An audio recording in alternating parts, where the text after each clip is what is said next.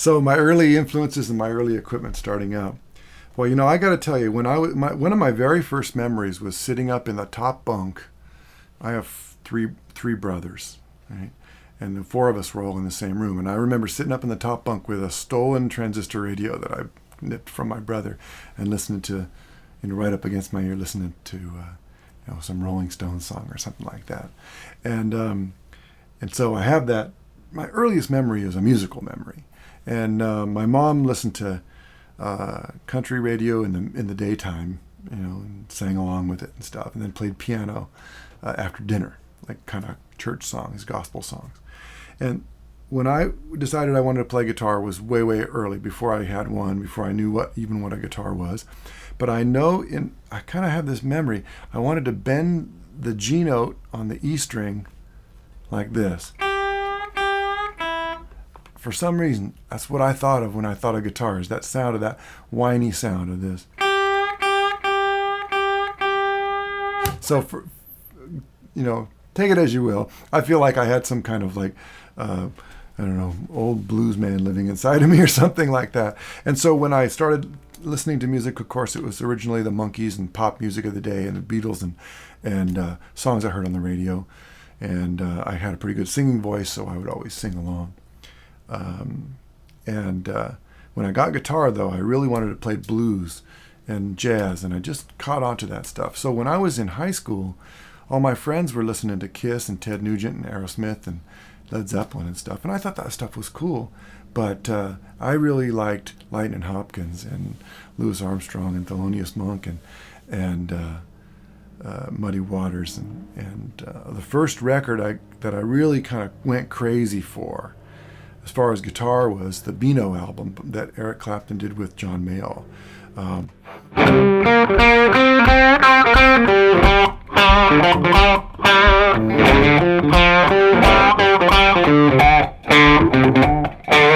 That Steppin' Out was the name of that, or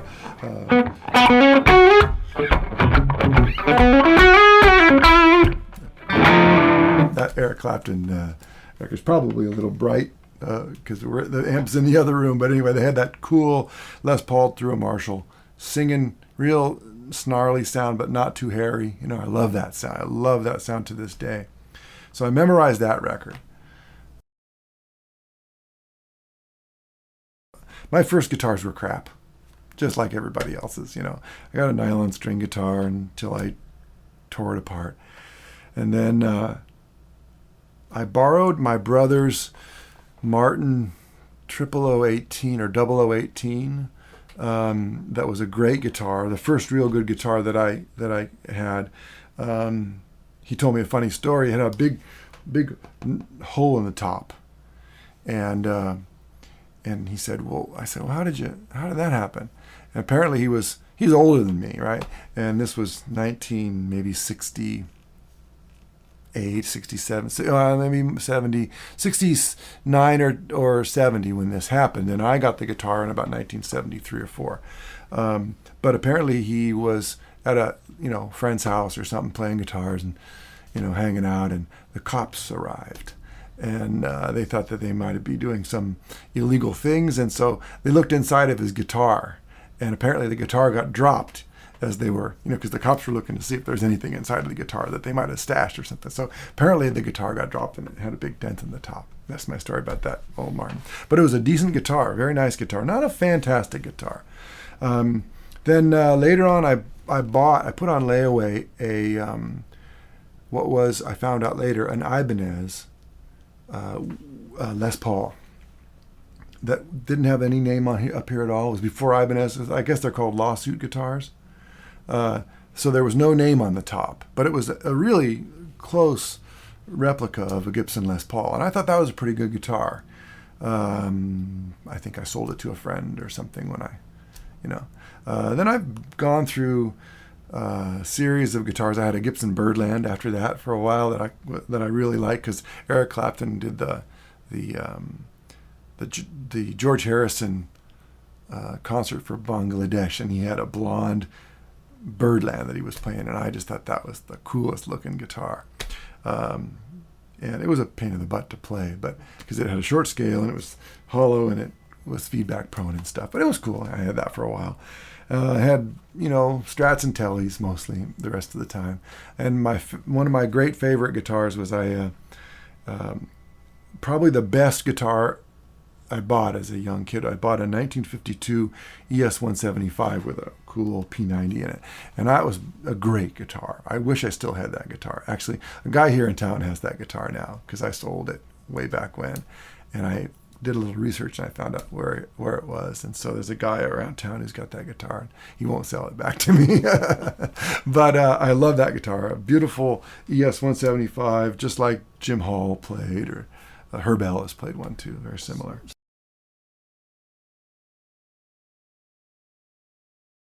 Always blues and jazz.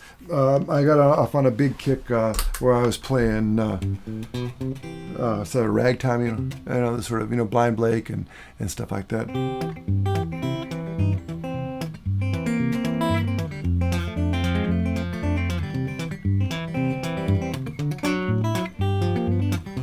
That kind of stuff,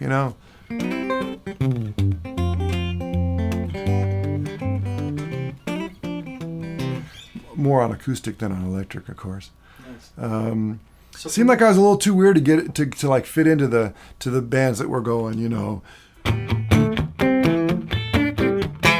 I couldn't quite fit into those bands, although I'd done plenty of that stuff later on, I was really fortunate. I kind of ended up in Los Angeles in a time when it was just all that music education, and it seemed like it was at its peak. They were making music videos, and some guys who become my friends now, like Don Mock and Roger Hutchinson from REH, were making, these great videos and books and things. Just the short story is, I remember talking to my guitar teacher. He wasn't really a guitar teacher. He was the music teacher at my school, and he knew about 4 notes more than I did, so he was trying to teach guitar classes, and anyway, but he was a good guy, a very nice musical mentor. And I remember listening to a big band, because I was in the big band, and the big band guitar job was to go...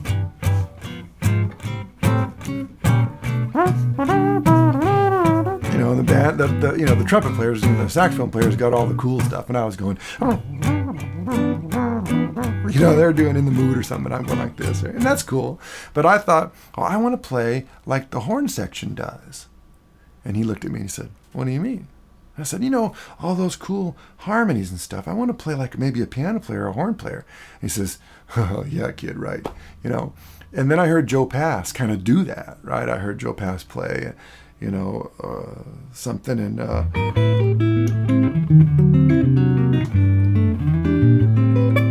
this beautiful stuff, and I thought, okay, I'll take some of that, right? So I listened. He was my first big jazz influence, although I listened to Tiny Grimes and Charlie Christian before that.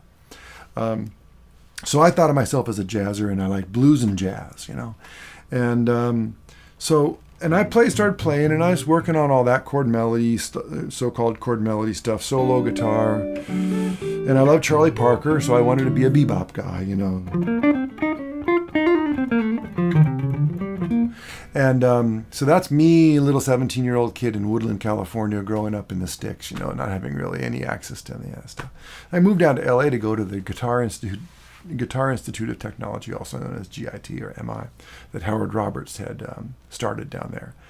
Went there for a year. While I was down there, I realized that Ted Green lived in Woodland Hills, and Lenny Breau was there, and Joe DiOrio taught at the school, and those 3 guys were like the hugest influences for me. So I would go over to Ted's house and take guitar lessons. In fact, I started going to Ted's house before, because my girlfriend lived in LA, and we'd go down for Thanksgiving or something, and I'd try and get a lesson with Ted, and then I'd call him on the phone and those kinds of things, and have sort of long distance mail order lessons or whatever. And so Ted was a big influence, and he taught me a lot. And then I went to GIT because I was influenced by the sort of the star factor of how many great guitar players they had on the staff, and then a lot of guys like Frank Umbali was at the school I was there, and Scott Henderson just graduated and became a teacher.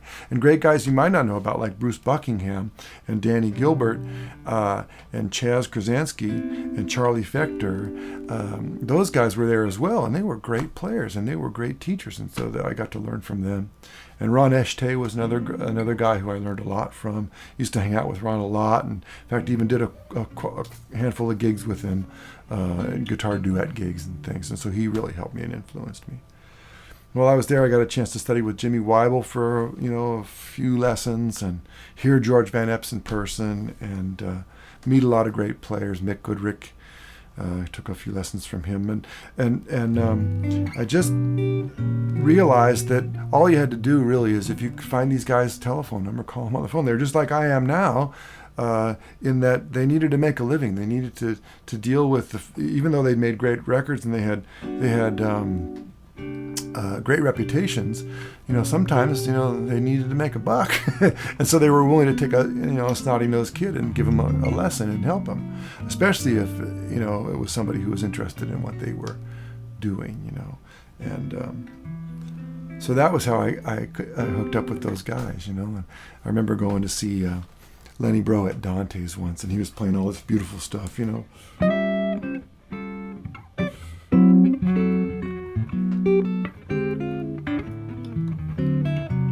All these really beautiful chords where he'd only play 2 notes of the chord and play a big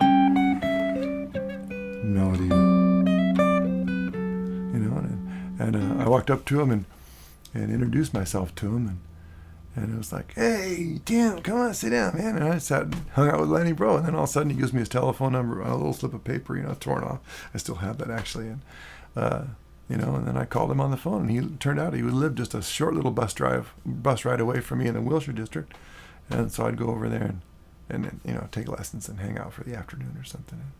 So those lessons were more informal with Lenny. And of course, Joe DiOrio is my musical father. I love him so much. I still call him on the phone every month or so and see how he's doing. And he had a stroke about 2-3 years ago, and he can't really play as much anymore, although it's amazing that he is playing. He's still trying. But Joe is a great teacher and mentor of mine, and he still encourages me, kicks me in the butt.